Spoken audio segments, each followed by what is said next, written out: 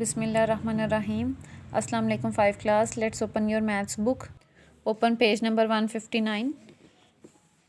Before the next exercise we will discuss the area. Area क्या होता है? कोई भी क्लोज्ड शेप होती है जो एक पॉइंट से अगर उसकी स्टार्ट होती है लाइन या कोई भी पॉइंट से आप स्टार्ट करते हो तो उसकी एंडिंग पॉइंट भी उसी पे आके ख़त्म होती है, मतलब जो स्टार्ट और एंडिंग पॉइंट सेम हो जाए तो वो क्लोज शेप हो जाती है, शेप क्लोज हो जाती है। तो उसको बोलते हैं, उसके अंदर का जो एरिया जो उसने कवर किया होता है उस दौरान उसको कहते हैं एरिया। मतलब जो फिल हो चुका है, मतलब यहाँ से अगर यहाँ से ऐसे स्टार्ट हो रहा है, ये स्टार्टिंग पॉइंट है, यहाँ से राउंड होके वापस एंडिंग पॉइंट भी इसी जगह पे है, ये शेप क्लोज हो गई है। इसके सेंटर में जो भी एरिया कवर हो रहा है इसको कहते हैं area. The amount of surface a shape covers is called its area. वो सरफेस जो कोई शेप कवर कर रही है पूरा उसको कहते हैं एरिया। तो एरिया के बारे में पढ़ेंगे, जैसे हमने पेरीमीटर वगैरह पढ़ा उसी तरह। जैसे area and perimeter of a shape can be differentiated as follows. उनमें डिफरेंस ऐसे हो सकता है, area is the surface covered by a closed region. Area वो है जो क्लोज्ड रीजन के अंदर का होता है, मतलब अगर ये कोई शेप है तो उसके अंदर का जो पार्ट है वो एरिया कहलाता है। While perimeter is the sum of the length of the boundary lines of the region. तो जो भी क्लोज शेप है उसकी जो बाहर वाली लाइंस हैं, बाउंड्री लाइंस हैं, उनकी लेंथ को सम करने को कहते हैं पेरीमीटर। मतलब एरिया क्या है? जो क्लोज शेप के अंदर का पॉइंट एरिया है, पार्ट है, उसको एरिया कहते हैं। और जो बाहर की जो उसकी बाउंड्री लाइंस हैं उसकी लेंथ को प्लस करने को पेरीमीटर कहते हैं। सो एक और चीज़ कि जो एरिया का यूनिट है वो स्क्वेयर्स की फॉर्म में आता है। जैसे कि अगर ये एक स्क्वेयर है उसको सब पार्ट्स में डिवाइड किया, और ये एक अगर आप ग्राफ पेपर पे चेक करो तो ये एक ग्रिड जो है वो 1 सेंटीमीटर का होगा। तो एरिया में क्या है? Each square means this square has an area of 1 square centimetre. Means उसका यूनिट जो है वो स्क्वेयर की फॉर्म में है। उस यूनिट को डबल टाइम करें तो वो स्क्वेयर कहलाता है। जैसे कि अगर 4, जैसे ये 4 सेंटीमीटर स्क्वेयर लिखा है, मतलब एक लेंथ ये और दूसरी लेंथ को भी, दोनों को अगर मल्टीप्लाई करें तो दोनों के यूनिट्स भी मल्टीप्लाई होंगे।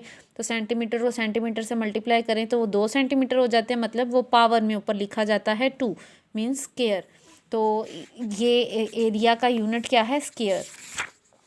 इसके अलावा area of rectangle is equals to L multiply by B means length multiply by breadth. And area of square is equals to L square. L square का मतलब है एल को 2 टाइम मल्टीप्लाई करना, L multiply by L. L को ही L के साथ, मतलब लेंथ को ही लेंथ के साथ मल्टीप्लाई करने से एरिया फाइंड होता है स्क्वेयर का। So let's start the exercise, which is exercise 8b. First question is fill in the blanks. The closed region in a shape, shape के अंदर जो क्लोज्ड रीजन है, क्लोज्ड एरिया है, उसको is called its dash area, उसको area कहते हैं। Next is the area of rectangle is equal to dash unit square. Means जो एरिया है रेक्टेंगल का वो क्या है ये पढ़ा भी, L multiply by B means length multiply by breath.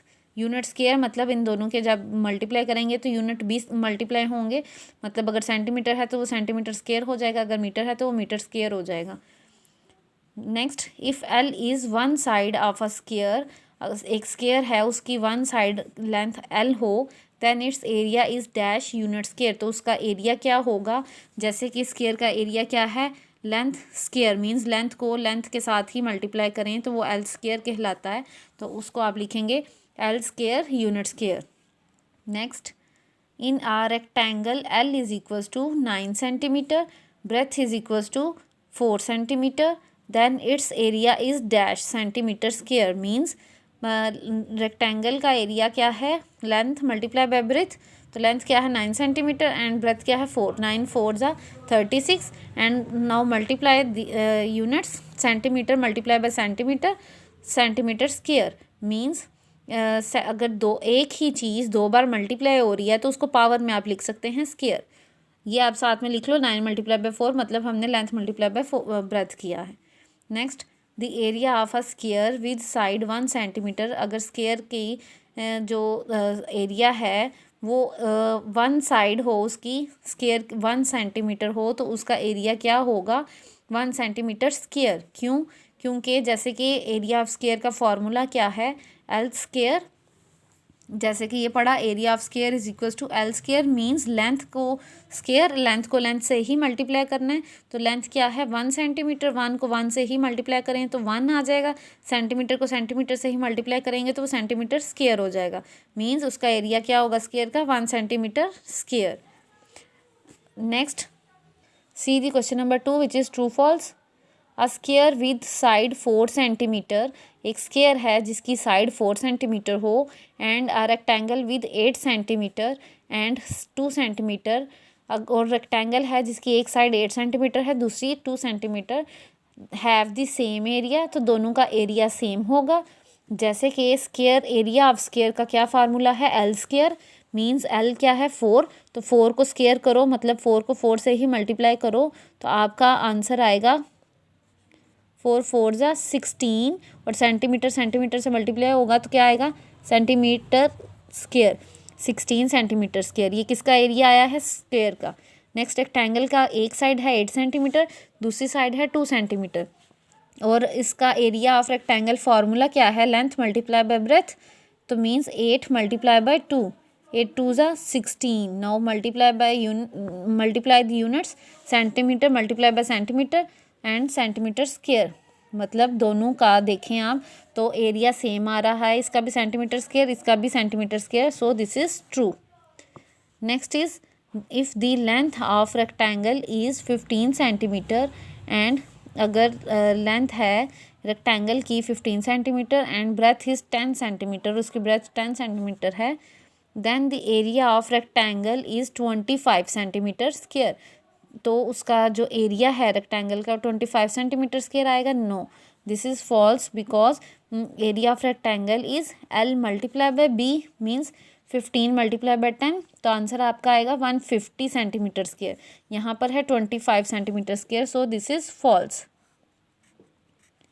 Next is the area of a square with each side, अगर स्क्वायर का एरिया क्या होगा, अगर उसकी साइड 5 सेंटीमीटर हो, is equal to 20 centimetre square, तो अगर स्क्वायर की साइड है 5 सेंटीमीटर तो इसका एरिया जो है 20 सेंटीमीटर स्क्वायर के इक्वल होगा। तो देखें जैसे कि एरिया ऑफ स्क्वायर का फार्मूला क्या है, एल स्क्वायर, तो लेंथ क्या है 5 5 5 ज़ा means L square, L multiply by L, 5 multiply by 5 25 centimetre square, लेकिन यहाँ पे 20 सेंटीमीटर स्क्वायर लिखा है, so this is false. Next the area of a composite shape can be founded by dividing the shape in a rectangles and squares, yes this is true.